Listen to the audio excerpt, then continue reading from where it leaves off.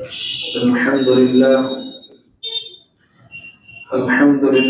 وكفى وسلام على عباده الذين اصطفى أما بعد فأعوذ بالله من الشيطان الرجيم بسم الله الرحمن الرحيم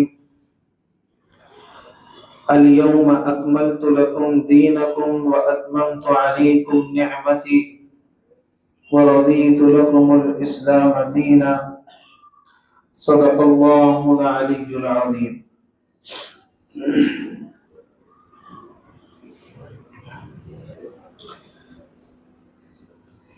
سن 10 ہجری میں اللہ کے نبی علیہ السلام نے حج کا اعلان فرمایا، اور آپ صلی اللہ علیہ وسلم کے اس اعلان کرنے کا نتیجہ یہ ہوا کہ پورے علاقے کے اندر شور مچ گیا، اور ہر ایک اس بات کی فکر میں لگ گیا کہ وہ اللہ کے نبی علیہ السلام کے ساتھ حج ادا کرے۔ چنانچہ ذی قعدہ کی 26 تاریخ کو آپ صلی اللہ علیہ وسلم مدینے سے روانہ ہوئے، اور آپ کے ساتھ ساتھ قافلے راستے میں شریک ہوتے جاتے تھے، اور ذوالحلیفہ میں اللہ کے نبی علیہ السلام نے احرام باندھا، اور آپ کے صحابہ کرام نے بھی احرام باندھا۔ صحابہ کرام فرماتے ہیں کہ تا حد نظر آدمی ہی آدمی نظر آ رہا تھا، اتنا بڑا مجمع اللہ کے نبی علیہ السلام کے ساتھ تھا۔ آپ صلی اللہ علیہ وسلم سب سے پہلے مکہ المکرمہ میں بیت اللہ پہنچے، اور آپ نے بیت اللہ کا طواف کیا، اور اس کے بعد آپ نے فرمایا خذوا عنی مناسککم، مجھ سے حج کے مسائل سیکھ لو، ہو سکتا ہے کہ اگلے سال میں تمہارے درمیان میں نہ رہوں۔ اس کے بعد اللہ کے نبی علیہ السلام نے مکہ المکرمہ میں قیام کیا، اور قیام کرنے کے بعد ذی الحجہ کی 8 تاریخ کو آپ صلی اللہ علیہ وسلم منی روانہ ہوئے، اور منی پہنچنے کے بعد آپ علیہ السلام نے 5 نمازیں ادا فرمائی، ظہر، عصر، مغرب، عشاء اور اگلے دن کی فجر۔ 5 نمازیں ادا کرنے کے بعد آپ صلی اللہ علیہ وسلم پھر عرفات کی طرف چلے گئے، اور وہاں پر آپ نے ظہر اور عصر کی نماز اکٹھی ادا فرمائی۔ ظہر کی نماز اکٹھی پڑھنے کے بعد پھر آپ عرفات سے جبل رحمت کی طرف بڑھ گئے، اور جب آپ جبل رحمت کے دامن میں اپنی امت کے لیے دعائیں فرما رہے تھے، تو اس وقت قرآن کریم کی یہ آیت نازل ہوئی جو میں نے خطبے میں پڑھی، الیوم اکملت لکم دینکم، آج ہم نے تمہارے لیے اس دین کو مکمل کر دیا، واتممت علیکم نعمتی، اور ہم نے نعمت کو مکمل کر دیا، ورضیت لکم الاسلام دینا، اور ہم دین اسلام سے راضی ہو گئے۔ یہ آیتیں جبل رحمت کے دامن میں اللہ کے نبی پر نازل ہوئی۔ ایک یہودی نے حضرت عمر فاروق رضی اللہ عنہ سے کہا کہ یہ جو آیات ہیں، اگر یہ آیات ہم میں نازل ہوتی تو ہم اس دن کو عید کا دن بنا دیتے، اس دن کو عید کا دن بنا دیتے کہ اللہ نے کہہ دیا کہ ہم نے دین مکمل کر دیا، نعمت مکمل کر دی، اور ہم اسلام سے راضی ہو گئے، اس کا مطلب اللہ کی طرف سے مہر لگ گئی، تو اس سے بڑا دن تو کوئی نہیں ہو سکتا۔ تو یہودی نے کہا کہ اگر ہم میں نازل ہوتی تو ہم اس دن کو عید کا دن بنا دیتے۔ حضرت عمر فاروق رضی اللہ عنہ نے کہا کہ مجھے معلوم ہے کہ یہ آیت کب نازل ہوئی، وہ بھی ہمارے لیے عید کا دن تھا، جمعہ کا دن، عرفات کا میدان، عصر کی نماز کے بعد کا وقت، جس وقت یہ آیتیں اللہ کے نبی علیہ السلام پر نازل ہوئی۔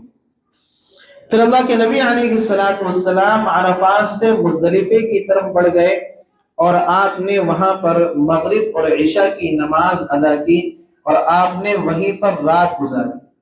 رات گزارنے کے بعد پھر آپ نے وہیں پر فجر کی نماز ادا کی، اور فجر کی نماز ادا کرنے کے بعد آپ نے مزدلفے کا وقوف کیا، جو کہ حج کے ارکان میں اور فرائض میں سب سے اہم رکن مانا جاتا ہے طواف زیارت اور وقوف عرفہ۔ وقوف عرفہ، وقوف مزدلفہ، اللہ کے نبی علیہ السلام نے مزدلفے کا وقوف کیا، پھر آپ صلی اللہ علیہ وسلم وہاں سے منا کی طرف بڑھ گئے، اور آپ نے جمرہ عقبہ پر پہنچنے کے بعد رمی کی۔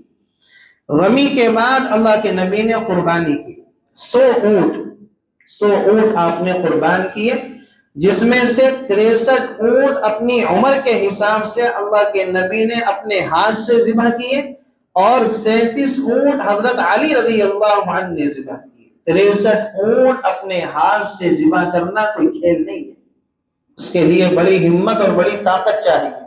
آپ صلی اللہ علیہ وسلم نے 63 اونٹ اپنے ہاتھ سے ذبح کیے۔ روایات کے اندر آتا ہے اونٹوں کے اندر دوڑ لگ رہی تھی اس بات کی کہ وہ اللہ کے نبی کے ہاتھ سے ذبح ہو کر کامیاب ہو جائے۔ ہر اونٹ یہ چاہتا تھا کہ سب سے پہلے میں اللہ کے نبی کے ہاتھ سے کیا ہو جاؤں، ذبح ہو جاؤں۔ قربانی کرنے کے بعد آپ صلی اللہ علیہ وسلم مکہ آئے، اور مکہ آنے کے بعد آپ نے طواف زیارت کیا، اور طواف زیارت کرنے کے بعد آپ پھر منا آئے، اور آپ نے منا میں 2 راتیں گزاری۔ 11 اور 12 کو زوال کے بعد اللہ کے نبی علیہ السلام نے تینوں جمرات کی رمی فرمائی، اور عام صحابہ کرام کو یہاں پر ہدایات اور نصیحتیں ارشاد فرماتے رہے۔ 10 تاریخ کو اللہ کے نبی علیہ السلام نے حجۃ الوداع کا وہ مشہور خطبہ دیا جو سیرت کی کتابوں کے اندر بڑی اہمیت کا حامل ہے، اور اگر اس کی تفصیل بیان کی جائے اور اس کی ڈیٹیل بیان کی جائے تو اس کے لیے بہت لمبا وقت چاہیے۔ اس مشہور خطبے میں اللہ کے نبی علیہ السلام نے بڑی اہم باتیں آپ نے ارشاد فرمائی، جن میں سے چند باتیں یہ تھی: یا ایھا الناس ان ربکم واحد، اے لوگوں، تمہارا رب، تمہارا پروردگار، تمہارا پالنہار، تمہارا خالق، تمہارا مالک ایک اللہ ہے۔ وَإِنَّ أَبَاكُمْ واحد، اور تمہارا باپ بھی ایک ہے، حضرت آدم علیہ السلام۔ اور آگے آپ نے فرمایا: الا لا فضل لعربی ولا عجمی علی عجمی ولا لعجمی علی عربی، یاد رکھو اور سن لو، آج کے بعد کسی عربی کو کسی عجمی پر، اور کسی عجمی کو کسی عربی پر کوئی فضیلت حاصل نہیں۔ کسی عربی کو کسی عجمی پر، اور کسی عجمی کو کسی عربی پر کوئی فضیلت حاصل نہیں ہے۔ ولا لاسود علی احمر ولا لاحمر علی اسود، اور نہ کسی گورے کو کسی کالے پر، اور نہ کسی کالے کو کسی گورے پر آج کے بعد کوئی فضیلت حاصل ہے۔ ان اکرمکم عند اللہ اتقاکم، اللہ کے نزدیک فضیلت والا وہ ہے، برتری والا وہ ہے جو سب سے زیادہ تقوی والا ہوگا، جو سب سے زیادہ متقی ہوگا، جو سب سے زیادہ پرہیزگار ہوگا، وہ اللہ کے نزدیک زیادہ اہم ہوگا۔ عربی کو عجمی پر، عجمی کو عربی پر، کالے کو گورے پر، گورے کو کالے پر آج سے کوئی فضیلت حاصل نہیں۔ اور اس کے بعد اللہ کے نبی علیہ السلام نے حوض کوثر کا ذکر فرمایا۔ آپ نے فرمایا کہ قیامت کے میدان میں ہر نبی کا ایک حوض ہوگا، اور میرا جو حوض ہوگا وہ تمام نبیوں کے حوضوں سے بڑا ہوگا، اور میرے حوض پر جو پیالے ہوں گے وہ ستاروں کی مانند ہوں گے، کہ ستاروں کی گنتی نہیں کی جا سکتی، ان کو شمار نہیں کیا جا سکتا۔ میرے حوض پر جو پیالے ہوں گے پانی کو پلانے والے، ان کی بھی کوئی گنتی اور شمار نہیں ہو سکتا۔ آپ صلی اللہ علیہ وسلم سے صحابہ نے پوچھا کہ آپ ہم کو پہچانیں گے کیسے؟ حضرت آدم سے لے کر قیامت تک اتنی بڑی امت اور اتنی تعداد میں لوگ ہوں گے، آپ اپنے امتیوں کو کیسے پہچانیں گے؟ بڑا مسئلہ ہوگا۔ آپ صلی اللہ علیہ وسلم نے پوچھا کہ یہ بتاؤ، اگر کسی گھوڑے کے ہاتھ اور پیر سفید ہو، اس کا پورا جسم کالا ہو، اور یہ گھوڑے کسی ایسے گھوڑوں کے ریوڑ میں مل جائیں جو گھوڑے بالکل سیاہ ہوں، تو ان گھوڑوں کو پہچانا جا سکتا ہے یا نہیں پہچانا جا سکتا؟ تو صحابہ نے کہا کہ بالکل پہچان لیا جائے گا۔ آپ نے فرمایا کہ میری امت کے لوگ جو نمازوں کے پابند ہوں گے، جو وضو کے پابند ہوں گے قیامت کے دن ان کے اعضاء روشن چمکدار لائٹ کی طرح چمک رہے ہوں گے۔ وضو کے اعضاء سے میں اپنے امتیوں کو پہچان لوں گا، وضو کے اعضاء سے اپنے امتیوں کو پہچان لوں گا۔ اور آپ صلی اللہ علیہ وسلم نے وہاں پر فرمایا کہ دیکھو اپنے اعمال نامے کو سیاہ کر کے مت لانا، اپنے اعمال نامے کو سیاہ کر کے مت لانا۔ آپ نے فرمایا انی فرطکم علی الحوض وانی مکاثر بکم الامم، میں حوض کوثر پر تمہارا انتظار کروں گا اور اپنی امت پر فخر کروں گا۔ فلا تسودوا وجہی، میرے چہرے کو وہاں پر سیاہ مت کرنا، میرے چہرے کو وہاں پر کالا مت کرنا۔ چنانچہ جب حوض کوثر پر امت آ رہی ہوگی پانی پینے کے لیے، کچھ لوگ ہوں گے جن کو فرشتے دھکے دے کر بھگا رہے ہوں گے، پیچھے ہٹا رہے ہوں گے، ان کو دھتکار رہے ہوں گے۔ اللہ کے نبی فرمائیں گے ھذا اصحابی ھذا اصحابی، ارے یہ تو میرے امتی ہیں، یہ تو میری امت کے لوگ ہیں۔ تو فرشتے کہیں گے کہ آپ کو نہیں پتا کہ آپ کے جانے کے بعد انہوں نے بدعتوں کو، خرافات کو، رسومات کو آپ کے دین کے اندر داخل کر دیا تھا۔ اللہ کے نبی فرمائیں گے سحقا سحقا لمن غیر بعدی، دوری ہو دوری ہو، دور بھاگو، ہٹو یہاں سے، جس نے میرے بعد میرے دین میں تبدیلی کر دی، اس کو بدل دیا۔ تو بدعتیوں کو، خرافات کرنے والوں کو، رسومات کرنے والوں کو کل حوض کوثر سے دھتکار دیا جائے گا، اور ان کو اللہ کے نبی علیہ السلام کے ہاتھ سے حوض کوثر کا وہ پانی نہیں ملے گا کہ جس کو پینے کے بعد آدمی کی پیاس بجھ جائے گی اور اس کو جنت میں داخل ہونے تک پیاس نہیں لگے گی۔ تو بدعتیوں کو حوض کوثر سے دھتکار دیا جائے گا۔ اس کے بعد اللہ کے نبی علیہ السلام نے صحابہ کے مجمع سے خطاب کر کے فرمایا الا هل بلغت، بھئی بتاؤ میں نے اللہ کا پیغام پورا پہنچا دیا یا نہیں پہنچا دیا؟ تو صحابہ کہیں گے کہ جی آپ نے اللہ کا پیغام پورا پہنچا دیا اور آپ نے اس کا حق ادا کر دیا۔ اللہ کے نبی علیہ السلام نے اپنی انگلی آسمان کی طرف اٹھائی، اللہم اشہد اللہم اشہد اللہم اشہد، اے اللہ تو گوارے، اے اللہ تو گوارے، اے اللہ تو گوارے کہ میں نے تیرا دین، تیرا پیغام، تیرا قرآن میرے امت تک پورا پہنچا دیا اور میں نے اس کا حق ادا کر دیا۔ یہ لائٹیں بند کر دو، لائٹ نہیں آئی۔ اللہ کے نبی علیہ السلام نے اللہ کو گواہ بنایا کہ اللہ تو گواہ رہے کہ میں نے تیرا پیغام پورا پہنچا دیا، اس کے اندر کوئی کمی نہیں چھوڑی۔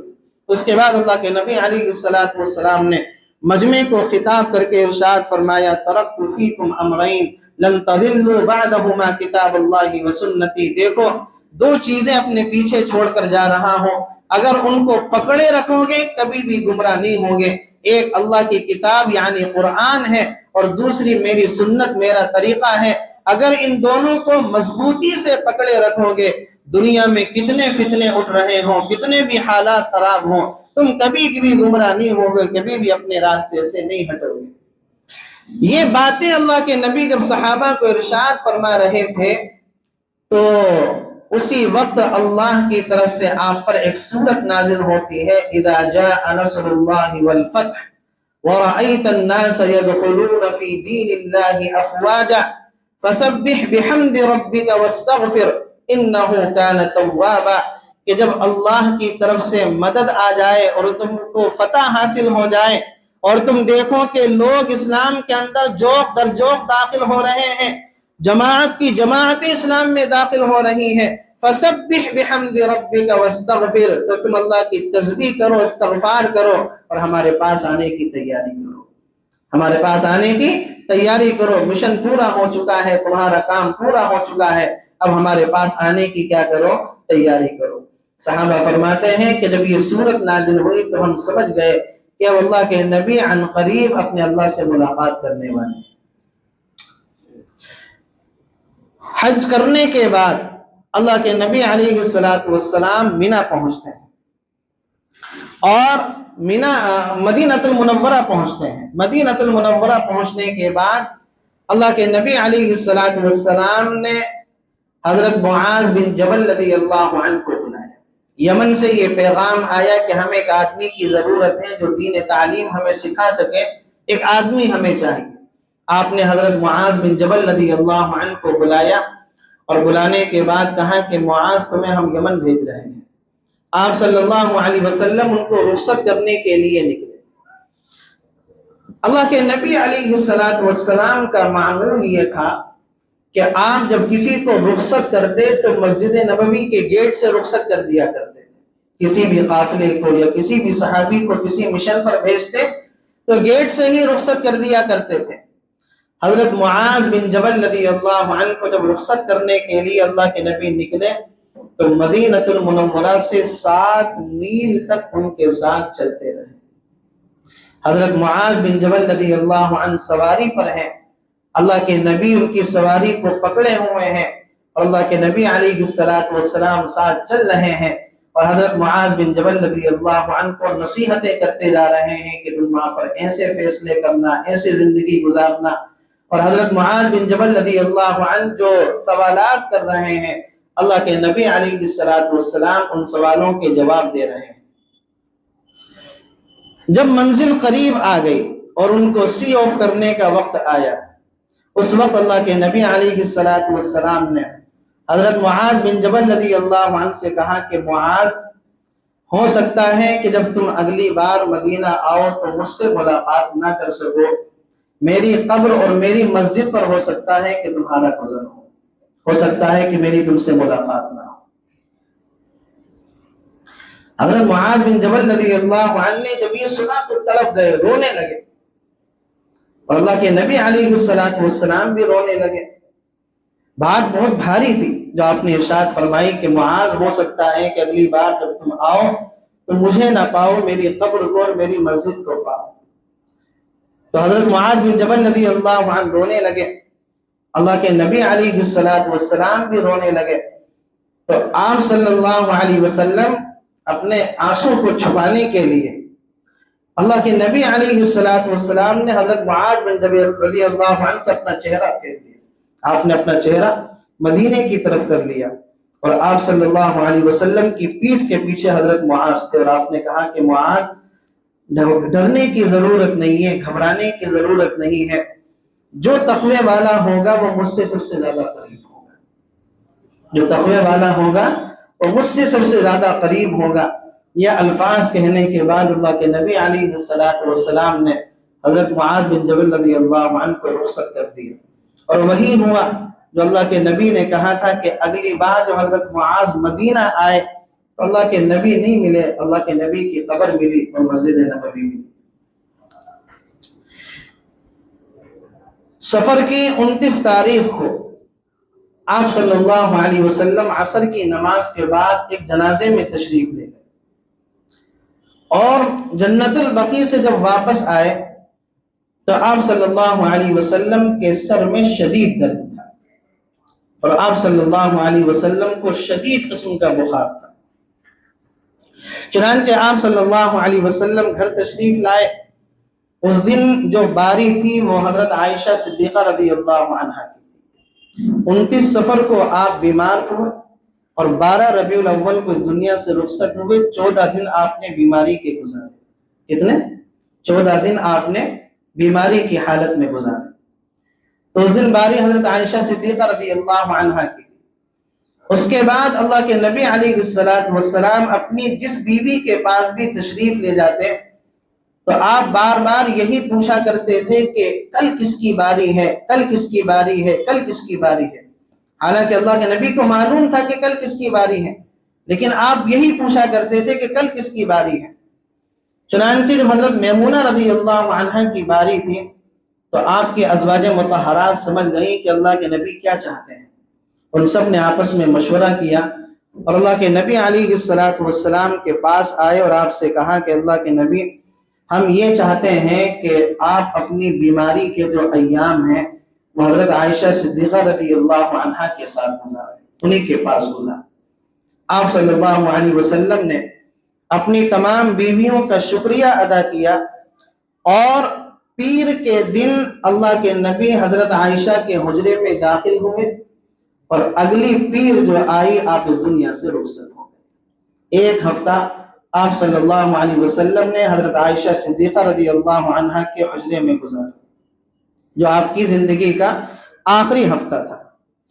جمعرات کے دن، پیر کے دن آپ حضرت عائشہ کے حجرے میں داخل ہوئے۔ جمعرات کے دن اللہ کے نبی علیہ السلام نے عشاء کے وقت صحابہ سے کہا کہ 7 کنووں کا پانی لے کر آؤ۔ اللہ کے نبی کے لیے 7 کنووں کا پانی لایا گیا۔ اللہ کے نبی کو غسل کرنا تھا، تو حضرت عائشہ رضی اللہ عنہا کے کمرے میں، حجرے میں کوئی اتنا بڑا برتن نہیں تھا، ٹب نہیں تھی کہ جس میں بیٹھ کر آپ غسل کرتے۔ حضرت حفصہ رضی اللہ عنہا کے پاس وہ بڑی ٹب تھی، ان سے وہ ٹب لائی گئی۔ اللہ کے نبی علیہ السلام اس ٹب میں بیٹھے اور آپ صلی اللہ علیہ وسلم کے جسم پر، آپ کا سطر ڈھکا ہوا تھا، آپ کے جسم پر وہ 7 کنووں کا پانی جو مٹکوں میں لایا گیا تھا وہ آپ کے جسم پر جب ڈالا گیا تو اللہ کے نبی علیہ السلام کی تھوڑی سی جو بخار کی شدت تھی وہ شدت کم ہو گئی۔ آپ صلی اللہ علیہ وسلم نے صحابہ سے پوچھا، یہ عشاء کی نماز کا وقت ہے، آپ نے صحابہ سے پوچھا نماز ہو گئی؟ تو صحابہ نے کہا کہ سب آپ کے انتظار میں ہیں، سب آپ کا انتظار کر رہے ہیں۔ آپ صلی اللہ علیہ وسلم نے فرمایا مروا ابا بکر فلیصلی بالناس، ابو بکر کو حکم دو کہ وہ لوگوں کو نماز پڑھائے۔ حضرت عائشہ صدیقہ رضی اللہ عنہا کہتی ہیں کہ میں نے حضرت حفصہ سے کہا کہ میرے والد تھوڑا کمزور طبیعت کے ہیں، حضرت عمر فاروق رضی اللہ عنہ تھوڑا سخت مزاج ہیں، بہادر ہیں، تو حضرت عمر نماز پڑھا دیں گے، اس لیے کہ اللہ کے نبی کے مصلی پر کھڑا ہونا کوئی معمولی کام تو نہیں تھا کہ حضرت عمر کھڑے ہو جائیں، آپ اپنے والد سے کہہ دو وہ کھڑے ہو جائیں، میرے والد نہیں کھڑے ہو سکتے۔ اللہ کے نبی علیہ السلام کو جب پتا چلا تو آپ غصہ ہوئے اور آپ نے کہا کہ مروا ابا بکر فلیصلی بالناس، ابو بکر سے کہو کہ وہ لوگوں کو کیا کرے، نماز پڑھائے۔ یا آپ صلی اللہ علیہ وسلم نے اشارہ کر دیا کہ میرے بعد جو خلیفہ ہوں گے وہ کون ہوں گے؟ وہ حضرت ابو بکر صدیق رضی اللہ عنہ ہوں گے۔ چنانچہ اللہ کے نبی علیہ السلام کی موجودگی میں کہ آپ کمرے میں ہیں اور حضرت ابو بکر صدیق رضی اللہ عنہ نے لوگوں کو نماز پڑھائی۔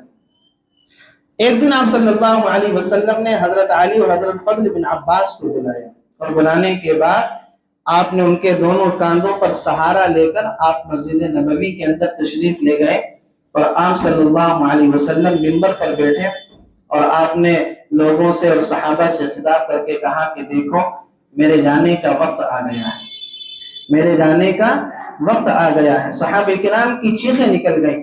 آپ صلی اللہ علیہ وسلم نے فرمایا کہ دیکھو میں اس دنیا سے رخصت ہونے والا ہوں، اگر کسی کا کوئی معاملہ میرے ذمے ہے تو یہیں پر دنیا میں معاملہ حل کر لے، آخرت میں اس بات کی استطاعت نہیں رکھتا کہ کسی کا کوئی حق ادا کرے۔ آپ صلی اللہ علیہ وسلم صحابہ سے بار بار ارشاد فرما رہے ہیں، صحابہ بیٹھے ہوئے ہیں، آپ نے ظہر کی نماز پڑھی، ظہر کی نماز کے بعد آپ پھر منبر پر بیٹھے اور آپ نے کہا کہ بھئی اگر کسی کا کوئی معاملہ ہے تو یہیں پر حل کر لے، آخرت میں مجھ سے کسی معاملے کے جو ہے جواب دہ نہیں ہونا۔ ایک صحابی کھڑے ہوئے، اے اللہ کے نبی آپ کو مجھے 3 درہم دینے تھے، آپ مجھے 3 درہم دیں گے، آپ نے مجھ سے ایک مرتبہ 3 درہم لیے تھے۔ اللہ کے نبی نے کہا کہ مجھے تو نہیں یاد ہے، تھوڑا سا یاد دلاؤ۔ ان صحابی نے کہا کہ اللہ کے نبی ایک مرتبہ ایک سائل آپ کے پاس آیا تھا، آپ کے پاس دینے کے لیے کچھ نہیں تھا، تو آپ نے اس وقت کہا تھا کہ تمہارے پاس کچھ ہے، تو میرے پاس 3 درہم تھے، تو آپ نے 3 درہم وہ سائل کو دلوا دیے۔ آپ صلی اللہ علیہ وسلم نے فرمایا کہ ہاں مجھے یاد آ گیا۔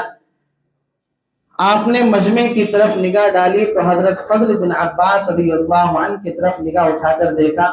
آپ نے کہا کہ فضل بن عباس میرا قرضہ اپنے ذمے لیتے ہو، میرا قرضہ اپنے ذمے لیتے ہو، جس کے صدقے میں اللہ رب العزت نے اس کائنات کو بنایا، آخری وقت میں اللہ کے نبی علیہ السلام کے پاس 3 درہم بھی موجود نہیں تھے، تو آپ صلی اللہ علیہ وسلم ادا کر پاتے۔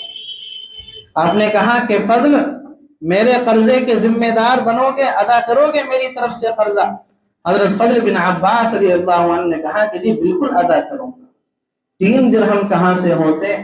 جس رات اللہ کے نبی علیہ السلام اس دنیا سے اپنے خالق کے پاس تشریف لے گئے، چراغ میں تیل تک نہیں تھا ڈالنے کے لیے، 3 درہم کہاں سے ہوتے؟ سلام اس پر کہ جس کے گھر میں چاندی تھی نہ سونا تھا، سلام اس پر کہ ٹوٹا بوریا جس کا بچھونا تھا۔ سلام اس پر کہ ٹوٹا بوریا جس کا بچھونا تھا۔ اللہ کے نبی علیہ السلام جب جا رہے ہیں تو 3 درہم بھی پاس میں نہیں ہے تو آپ قرض کے ادا فرما دیں۔ حضرت فضل بن عباس رضی اللہ عنہ نے کہا کہ اللہ کے نبی وہ میں ادا کروں گا۔ اللہ کے نبی علیہ السلام سنیچر کے دن ظہر یا عصر کی نماز میں آپ حاضر ہوئے۔ سنیچر کے دن آپ ظہر یا عصر کی نماز میں جب حاضر ہوئے تو حضرت ابو بکر صدیق رضی اللہ عنہ نماز پڑھا رہے تھے۔ حضرت ابو بکر نے محسوس کر لیا کہ اللہ کے نبی کمرے سے نکل کر آئے ہیں، تو حضرت ابو بکر صدیق رضی اللہ عنہ نماز پڑھاتے پڑھاتے مصلی سے پیچھے ہٹنے لگے۔ آپ نے اشارہ کر دیا کہ تم ہی نماز پڑھاؤ، اور آپ صلی اللہ علیہ وسلم آگے بڑھے اور آپ حضرت ابو بکر صدیق رضی اللہ عنہ کے قریب میں آپ نے کھڑے ہو کر بیٹھ کر نماز ادا فرمائی۔ یہ سنیچر کے دن ظہر یا عصر کی نماز تھی اس کی، اور یہ اللہ کے نبی علیہ السلام کی آخری نماز ہے جو آپ نے صحابہ کرام کے ساتھ ادا فرمائی۔ یہ آپ کی آخری نماز تھی۔ جمعرات کے دن آپ نے کہا تھا مروا ابا بکر فلیصلی بالناس، ابو بکر سے کہو لوگوں کو نماز پڑھائے۔ حضرت ابو بکر صدیق رضی اللہ عنہ نے جمعے کی 5 نمازیں، سنیچر کی 5 نمازیں، اتوار کی 5 نمازیں، کتنی ہو گئی؟ 15۔ جمعرات کی عشاء کتنی ہوئی؟ 16۔ اور پیر کی فجر، یہ 17 نمازیں اللہ کے نبی علیہ السلام کے سامنے حضرت ابو بکر صدیق رضی اللہ عنہ نے پڑھائی۔ 17 نمازیں حضرت ابو بکر صدیق رضی اللہ عنہ نے امامت کی تھی اللہ کے نبی علیہ السلام کے سامنے، جس سے مسئلہ حل ہو گیا تھا کہ آپ کے بعد جو خلیفہ ہوں گے وہ کون ہوں گے؟ وہ حضرت ابو بکر صدیق رضی اللہ عنہ ہوں گے۔ جب جمعے کا دن تھا اللہ کے نبی علیہ السلام کے پاس جبرائیل آئے، کہا کہ اللہ نے بھیجا ہے اور یہ کہا ہے کہ جاؤ میرے محبوب کا حال پوچھ کر آؤ، جاؤ میرے محبوب کا حال پوچھ کر آؤ، میرے محبوب کس حال میں ہے۔ اللہ کے نبی علیہ السلام پر بخار کی شدت بہت زیادہ تھی، سر میں درد بہت شدید قسم کا تھا۔ آپ صلی اللہ علیہ وسلم نے فرمایا کہ تکلیف کی حالت میں۔ سنیچر کے دن حضرت جبرائیل علیہ السلام پھر آئے، اللہ کے نبی اللہ نے بھیجا ہے اور یہ کہلوایا ہے کہ جاؤ میرے محبوب کا حال پوچھ کر آؤ، میرا محبوب کس حال میں ہے۔ اللہ کو تو سب معلوم ہے، اللہ سے تو کچھ چھپا ہوا نہیں، لیکن شان دیکھیں اللہ کے نبی علیہ السلام کہ اللہ حال پوچھوا رہا ہے کہ جاؤ میرے محبوب کا حال پوچھ کر آؤ۔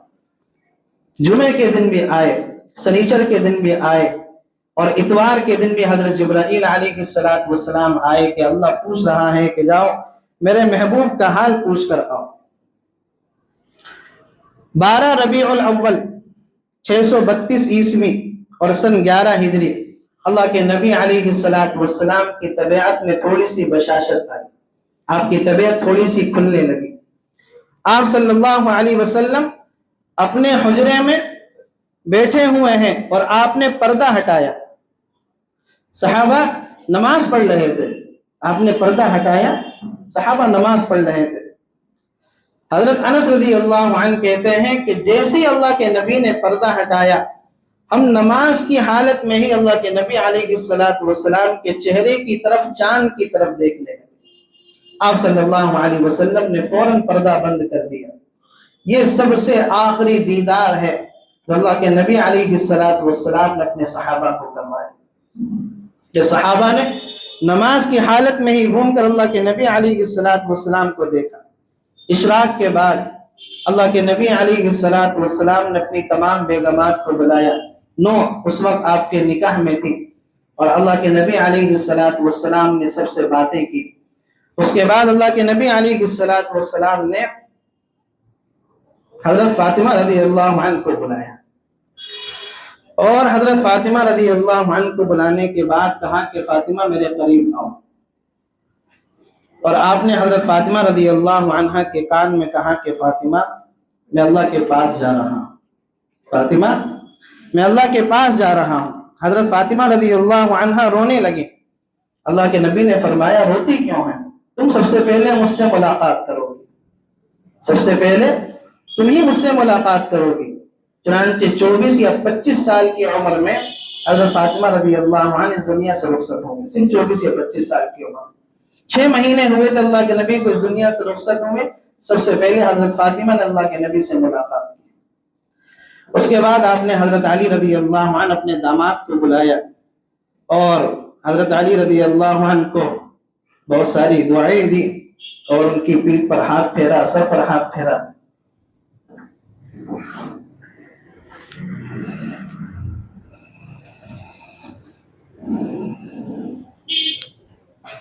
پھر آپ نے اپنے دونوں نواسے حسن اور حسین کو بلایا اور آپ صلی اللہ علیہ وسلم حضرت حسن اور حضرت حسین سے خوب چمٹ کر روئے۔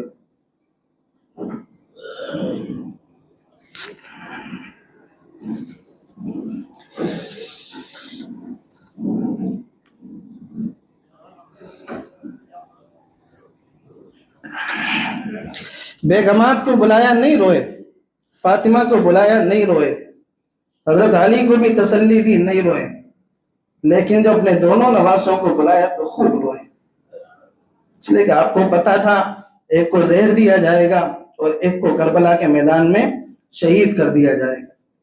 کچھ نہیں کہا آپ نے، دونوں سے مل کے آپ خوب روئے۔ اس کے بعد اللہ کے نبی علیہ السلام کے پاس حضرت جبرائیل علیہ السلام تشریف لائے اور آپ صلی اللہ علیہ وسلم سے کہا کہ اللہ کے نبی، باہر جو ہے وہ موت کا فرشتہ کھڑا ہوا ہے اور آپ سے اندر آنے کی اجازت مانگ رہا ہے۔ باہر موت کا فرشتہ کھڑا ہوا ہے، آپ سے اندر آنے کی اجازت مانگ رہا ہے۔ آپ نے اجازت دے دی تو ملک الموت اور ساتھ میں ایک فرشتہ کمرے کے اندر داخل ہوئے تو ملک الموت نے سلام کیا اور کہا کہ آپ دنیا کے پہلے ایسے انسان ہیں کہ جس کو سلام کر کے داخل ہو رہا ہوں اور اجازت کر کے داخل ہو رہا ہوں، ورنہ میں نہ کسی سے اجازت لیتا ہوں نہ کسی کو سلام کرتا ہوں۔ اور اللہ نے یہ کہا تھا مجھ سے کہ جب میرے محبوب کے پاس جانا تو اجازت لینا اور سلام کر کے جانا، اور بتائیے اللہ نے اختیار دیا ہے اور اللہ نے کہا تھا کہ میرے محبوب کے پاس جاؤ، آنا چاہے تو لے آنا، نہیں آنا چاہے تو وہیں چھوڑ دے۔ یہ اختیار اللہ نے آپ کو دیا ہے، اس کے علاوہ آپ کے علاوہ یہ اختیار کسی کو نہیں ملا۔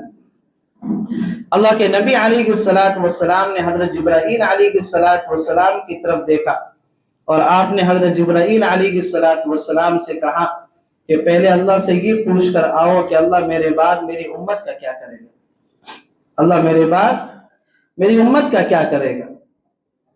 حضرت جبرائیل علیہ السلام اللہ رب العزت کے پاس گئے اور اللہ نے فرمایا حضرت جبرائیل سے کہ کہہ دو کہ ہم آپ کے بعد آپ کی امت کا خیال رکھیں گے، آپ کے بعد آپ کی امت کا خیال رکھیں گے۔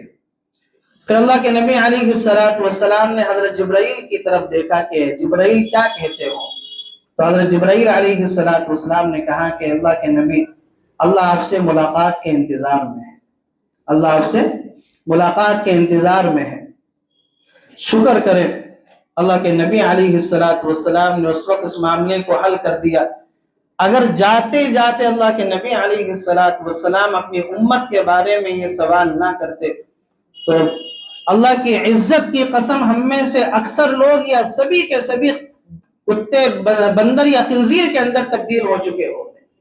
بنی اسرائیل نے اللہ کی بات نہیں مانی۔ اللہ نے کیا کہا تھا؟ سب دن مچھلی کھاؤ، اتوار میں، پیر میں، منگل میں، بدھ میں، جمعرات میں، جمعے میں، سب دن مچھلی کھاؤ، سنیچر کے دن مچھلی نہیں کھانی ہے۔ انہوں نے کھائی، اللہ نے سب کو بندر اور خنزیر کے اندر تبدیل کر دیا۔ نماز کا چھوڑنا تو مچھلی کے کھانے سے بھی زیادہ بڑا گناہ ہے، سود کا کھانا، رشوت کا کھانا تو مچھلی کے کھانے سے بھی زیادہ بڑا سخت گناہ ہے۔ اگر اللہ کے نبی علیہ السلام جاتے جاتے اس معاملے کو حل کر کے نہ جاتے تو آج ہم میں سے اکثر بندر اور خنزیر کے اندر تبدیل ہو چکے ہوتے۔ یہ باتیں چل رہی تھیں، حضرت عبد الرحمن رضی اللہ عنہ سامنے سے گزرے، ان کے ہاتھ میں مسواک تھی۔ آپ صلی اللہ علیہ وسلم کو کمزوری اتنی ہو گئی تھی کہ آپ کے ہاتھ نہیں اٹھ رہے تھے، تو اللہ کے نبی علیہ السلام نے تیز نگاہوں سے مسواک کی طرف دیکھا۔ حضرت عائشہ صدیقہ رضی اللہ عنہا سمجھ گئی، کہا کہ اللہ کے نبی مسواک چاہیے، کہا کہ جی۔ حضرت عائشہ نے مسواک لی، اپنے دانتوں سے اس کو خوب ملائم کیا اور اللہ کے نبی علیہ السلام کے منہ میں دے دی اور آپ صلی اللہ علیہ وسلم نے جاتے جاتے مسواک کی۔ جب آپ اس دنیا سے گئے ہیں، امی جان حضرت عائشہ صدیقہ رضی اللہ عنہا کا لعاب اللہ کے نبی علیہ السلام کے منہ کے اندر گیا۔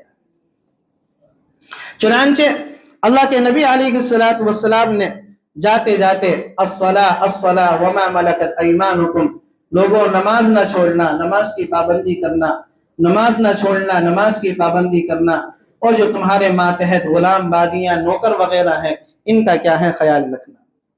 اللہ کے نبی علیہ السلام نے کیا وفا کی، اور ہم نے اللہ کے نبی علیہ السلام کو کیا صلہ دیا اس کے بدلے۔ آپ جاتے جاتے، آدمی جب دنیا سے جاتا ہے اپنے بچوں کا، اپنی بیوی کا، اپنے مال کے بارے میں سوچتا ہے۔ اللہ کے نبی علیہ السلام نے اپنے گھر والوں کے بارے میں کچھ نہیں مانگا، اپنے امت کے بارے میں مانگا کہ اللہ سے پوچھو کہ اللہ میرے بعد میری امت کا کیا کرے گا۔ اس کے بعد اللہ کے نبی علیہ السلام اللہم بالرفیق الاعلی، کہ میں اپنے رب سے ملاقات کرنا چاہتا ہوں، یہ الفاظ کہتے کہتے آپ صلی اللہ علیہ وسلم اس دنیا سے رخصت ہو گئے، اور آپ صلی اللہ علیہ وسلم نے پردہ فرما دیا۔ آپ کی جب آنکھیں بند ہوئی ہیں، حضرت عائشہ صدیقہ رضی اللہ عنہا کی چیخیں نکل گئیں، مدینے کے اندر کوہرام مچ گیا، صحابہ کرام کے حالات خراب ہو گئے، صحابہ کرام حواس باختہ ہو گئے، سمجھ میں نہیں آ رہا تھا کہ کیا کریں۔ حضرت ابوبکر صدیق رضی اللہ عنہ اپنی دوسری بیوی کے پاس چلے گئے تھے جو مدینے سے تھوڑی دوری پر تھی۔ ان کو جب پتا چلا، حضرت ابوبکر صدیق رضی اللہ عنہ روتے روتے آئے۔ اللہ کے نبی علیہ السلام حجرے کے اندر تھے، آپ کے چہرے پر کپڑا پڑا ہوا تھا۔ حضرت ابوبکر صدیق رضی اللہ عنہ نے کپڑے کو ہٹایا، اللہ کے نبی علیہ السلام کا ماتھا چوما اور فرمایا کہ آپ نے بڑی شاندار زندگی گزاری ہے، اور آپ نے اللہ رب العزت کی دعوت و تبلیغ کا حق ادا کر دیا۔ اب آج کے بعد اب آپ کو کوئی مصیبت نہیں پہنچے گی، آپ نے بڑی مصیبتیں جھیلی ہیں، آپ نے بڑے پتھر کھائے ہیں، آپ کے راستوں میں کانٹے بچھائے گئے ہیں، اب آپ کو کوئی تکلیف نہیں آئے گی، اب آپ ساری تکلیفوں سے آزاد ہو گئے۔ مسجد نبوی کے اندر گئے تو حضرت عمر فاروق رضی اللہ عنہ منبر پر تلوار لے کر کھڑے ہیں اور کہہ رہے ہیں کہ جس نے یہ کہا کہ اللہ کے نبی اس دنیا سے چلے گئے اس کی گردن اڑا دوں گا۔ اللہ کے نبی اس دنیا سے گئے نہیں ہیں، اللہ سے ملاقات کرنے کے لیے گئے ہیں، جیسے معراج کے موقع پر گئے تھے، ابھی واپس آ جائیں گے۔ حضرت ابوبکر صدیق رضی اللہ عنہ نے کہا کہ عمر بیٹھ جاؤ، عمر فاروق نہیں بیٹھے، کہا کہ بیٹھ جاؤ، نہیں بیٹھے، تیسری بار میں کہا کہ بیٹھ جاؤ، سیدنا عمر فاروق رضی اللہ عنہ کے ہاتھ میں تلوار ہے، نہیں بیٹھے۔ اللہ تعالیٰ جزائے خیر دے، حضرت ابوبکر صدیق رضی اللہ عنہ کو پوری امت کی طرف سے منبر پر چڑھ گئے اور ان الفاظ کے ساتھ صحابہ کو خطاب کیا، من کان یعبد محمدا فإن محمدا قد مات۔ یاد رکھو اور سن لو، جو محمد صلی اللہ علیہ وسلم کی عبادت کرتا تھا تو جان لے کہ اللہ کے نبی تو اپنے رب کے پاس چلے گئے، انہوں نے تو اپنے رب سے ملاقات کر لی۔ ومن کان یعبد اللہ فإن اللہ حی لا یموت، اور اگر جو اللہ کی عبادت کرتا تھا، اللہ کو پوجتا تھا تو اللہ زندہ ہے، اس پر کبھی موت طاری نہیں ہوگی۔ اور اس کے بعد حضرت ابوبکر صدیق رضی اللہ عنہ نے جو آیات پڑھی، وما محمد الا رسول، محمد کون ہے؟ صلی اللہ علیہ وسلم ایک اللہ کے رسول ہیں، قد خلت من قبلہ الرسل، اس سے پہلے بھی بہت سارے نبی آئے ہیں، رسول آئے ہیں۔ افإن مات او قتل انقلبتم على اعقابکم، اگر وہ اس دنیا سے انتقال فرما جائیں، اپنے رب کے پاس چلے جائیں، تو کیا تم الٹے پیر اپنے پیچھے کی طرف دوڑ پڑو گے؟ سیدنا عمر فاروق رضی اللہ عنہ کہتے ہیں کہ یہ آیات جب کانوں کے اندر پڑی تو میں زمین پر بیٹھ گیا، ایسے لگا جیسے کہ یہ آیات ابھی ابھی نازل ہوئی۔ اس کے بعد اللہ کے نبی علیہ السلام کو غسل دیا گیا، آپ کے کپڑے نہیں اتارے گئے، اسی حالت میں آپ کے جسم پر پانی بہایا گیا، اور پھر اس کے بعد اللہ کے نبی علیہ السلام کی تجہیز و تکفین کی گئی۔ معاملہ تھا کہ آپ کی قبر لحدی بنائی جائے یا بغلی بنائی جائے، مدینے کے اندر دونوں طرح کے لوگ تھے، صحابہ نے دونوں کو بلا لیا، بغلی والے پہلے آگے، اللہ کے نبی علیہ السلام کی وہ قبر بنا دی گئی۔ صحابہ کرام نے اللہ کے نبی علیہ السلام کی تجہیز و تکفین کی۔ پورا پیر کا دن، پورا منگل کے دن اللہ کے نبی علیہ السلام کی نماز پڑھی جاتی رہی۔ یہ نماز اللہ کے نبی کی ایسے نہیں ہوئی جیسے ہم پڑھتے ہیں، سب سے پہلے اللہ کے نبی کے دونوں وزیر حضرت جبرائیل حضرت میکائیل نے نماز پڑھی، اس کے بعد فرشتوں نے نماز پڑھی، اس کے بعد اللہ کے نبی کے اہل بیت نے نماز پڑھی، اس کے بعد مہاجرین نے نماز پڑھی، اس کے بعد انصار نے نماز پڑھی، پورا پیر کا دن نماز میں گزر گیا، پورا منگل کا دن نماز میں گزر گیا، اور بدھ کی رات میں، منگل اور بدھ کے بیچ میں جو رات ہے، اس رات میں اللہ کے نبی علیہ السلام کی تجہیز و تکفین ہوئی، اور اللہ کے نبی علیہ السلام کو حجر شریفہ کے اندر، حجر شریفہ میں آپ کو وہاں پر آرام کے لیے لٹا دیا گیا۔ حضرت انس رضی اللہ عنہ اللہ کے نبی کے تجہیز و تکفین کے بعد فارغ ہو کر آ رہے تھے تو حضرت فاطمہ رضی اللہ عنہا نے روتے ہوئے کہا، انس تم نے اس بات کو کیسے گوارا کر لیا کہ اللہ کے نبی کے جسم کے اوپر تم نے مٹی ڈال دی؟ تم نے اس بات کو کیسے گوارا کر لیا؟ صبت علی الایام، کہ حضرت فاطمہ رضی اللہ عنہا نے وہ اشعار پڑھے، صبت علی مصائب لو انہا صبت علی الایام عدن لیالیا، کہ میرے پاس غموں کے وہ پہاڑ ٹوٹے ہیں، میرے پاس دکھوں کے وہ پہاڑ ٹوٹے ہیں کہ اگر وہ دن پر آتے تو وہ دن رات میں تبدیل ہو جاتے، اپنی روشنی کو کھو بیٹھتے۔ اس طریقے سے صحابہ کرام نے اللہ کے نبی علیہ السلام کو اللہ کے حوالے کر دیا، اور آج بھی ہمارا علماء دیوبند کا یہ عقیدہ ہے، قبر کے اندر اللہ کے نبی علیہ السلام کو جو مٹی لگی ہوئی ہے، جو آپ کی زمین ہے، جو قبر میں آپ کے جسم سے مس ہے، آپ کے جسم کو چھو رہی ہے، وہ عرش اور کرسی سے بھی زیادہ افضل ہے۔ اللہ کے نبی علیہ السلام اس جگہ آرام فرما رہے ہیں۔ اللہ تعالیٰ پوری امت کی طرف سے اپنے پیارے حبیب صلی اللہ علیہ وسلم کو جزائے خیر عطا فرمائے۔